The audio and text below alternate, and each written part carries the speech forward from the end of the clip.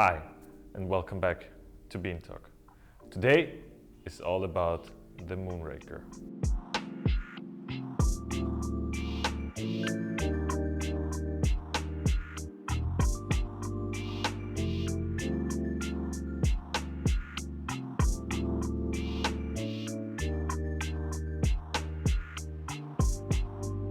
No, we're not talking about the James Bond movie, but we're talking about this very fancy and special WDT tool by Weber Workshops.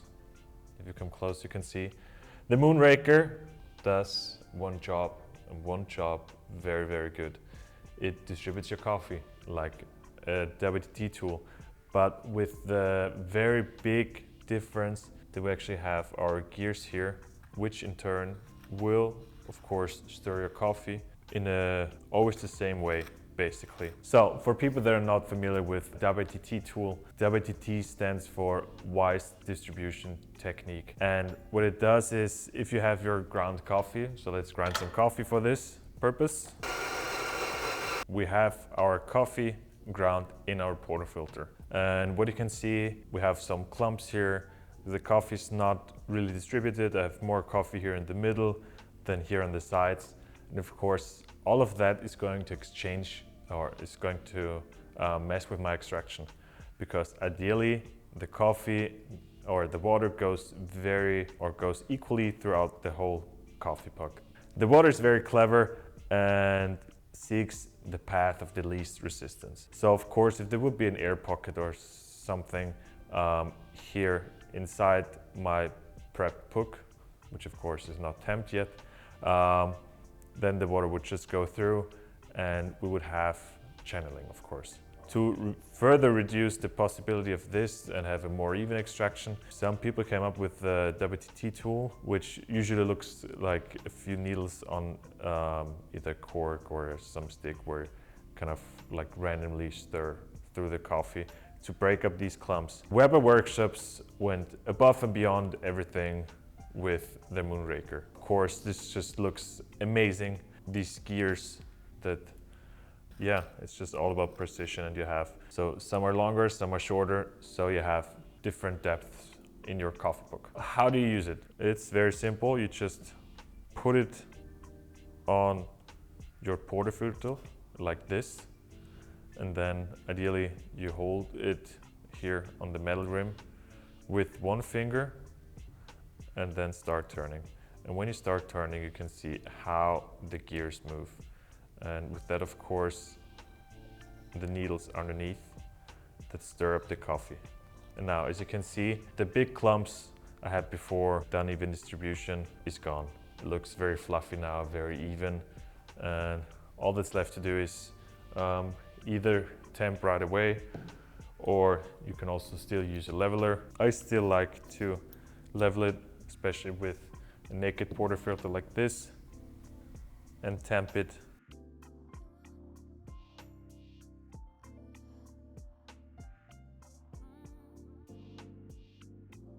And yeah, now we're ready to go with our coffee, once again in our beautiful Slayer single group. And of course, here with my Slayer, working with a naked portafilter, it's especially important that the coffee is evenly distributed. Otherwise, if it would not be evenly distributed and I would have channeling, I might make a huge mess, because then the water would, or the coffee would spray around, make the machine dirty, me, and of course also the extraction would not be as even as I would like it to be.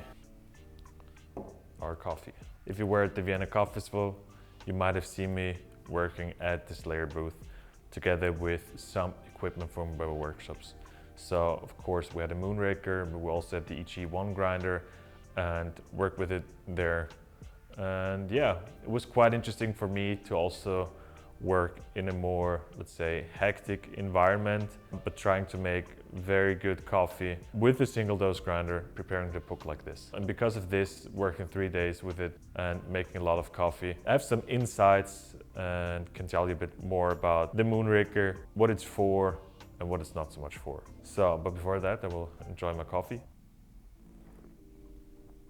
Worth mentioning, If you're new to our channel, our name is Bean Talk Coffee News and we like to talk about all things coffee. Whether this is reviews from coffee products or coffee machines like today, or interviews with people from the industry or visiting local coffee festivals, we like to do it all. If you're also a big coffee nerd just like us, please hit the like button and subscribe, it would mean a lot. Earlier you saw me using it to distribute the coffee, and so I think it does this job incredibly well. I think it's no secret that this is a very expensive tool. Yeah, I think this one is around 250 euros. Then there's also I think they call it the ultra version or premium version that has brass gears instead of these black ones. So that would be golden, of course, in color, that would look even fancier. So comparing this to a regular WTT tool, I mean, I know it looks very cool. The function is incredible. I don't think you will have, with a regular WTT tool, you're ever going to distribute the coffee as equally as with this, just because of the way it's built, with the gears, with the way it turns and distributes your coffee. I think this is a huge plus. Even though it's very expensive, the build quality is amazing. It's very massive. You have this metal base that feels very premium. All of this here is metal and it's quite heavy actually. But yeah, we can actually weigh it all together. So this is 465 grams, so almost half a kilo. The whole thing, just the base, is 160 grams. Who do I think this product is for? Once again, working with it 3 days, making a lot of coffee and using this every time. I gotta say, of course, if you have a lot of time in your coffee shop or in a coffee shop environment, go ahead, you can use it. For me personally, the coffee shops I used to work at, it would have probably been too much of a time effort. Every time you use it, you have to be very careful once you put it on a portafilter not to bend any of the needles, just because of how long they are. So you actually have to center it quite well and then again, of course, put it back on the base. While, I mean, of course, there might be some coffee shops where you have plenty of time or you just want to use it for like your special single origin and stuff like that. It definitely works for that. And of course, home users. I think this is ever-growing market, home users buying equipment like this. I think most of the WTT tools that are used are probably going to be used at home. Also, just because of home grinders, they might not have as good of a distribution or quality of the grinds as a professional one. For home users, definitely go nuts with it. Once you work with this one compared to a regular one, you don't want to work without it.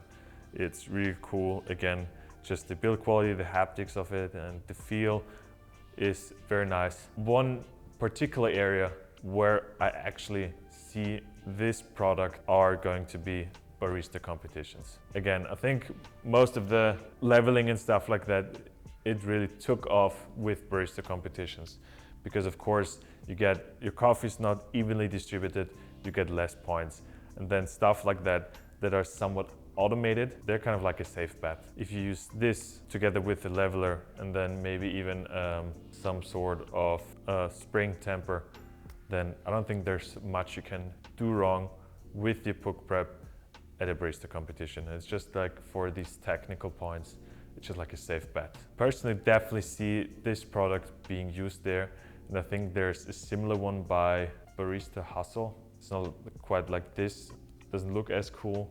It's just like this thing that it's like on a plastic structure.